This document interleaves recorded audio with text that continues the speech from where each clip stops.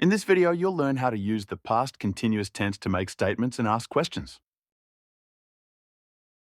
Regular verbs form their past tense by adding ed to the base form. For example, talk becomes talked, walk becomes walked. Irregular verbs don't follow a fixed pattern and have unique past tense forms. For example, go becomes went, eat becomes ate, see becomes saw.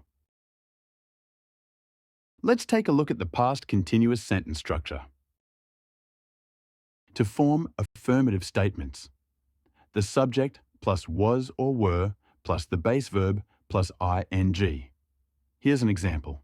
She was reading a book. To form negative statements, the subject plus was or were plus not plus the base verb plus ing. An example, she was not reading a book.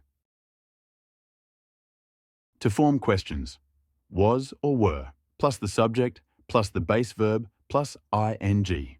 An example, was she reading a book? Let's look at when you should use the past continuous. You use it for interrupted actions in the past. Here's an example. What was she doing?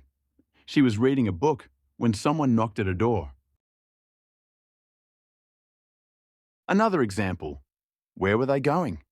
They were going to the cinema when he fell over, hurt his knee, and had to go to the hospital. You also use it to describe two actions that were happening at the same time in the past. Here's an example sentence. They were watching a film, and their children were playing in the garden. Another example sentence. She was reading in the sitting room, and he was cooking dinner. If you enjoy writing, you also use it to provide background information or to set the scene for a story. It was raining heavily and the wind was blowing. That's it for the past continuous. Practice making your own positive and negative statements and forming questions that are relevant to your everyday activities. Listen to my pronunciation of the words and copy how I say them. Bye for now.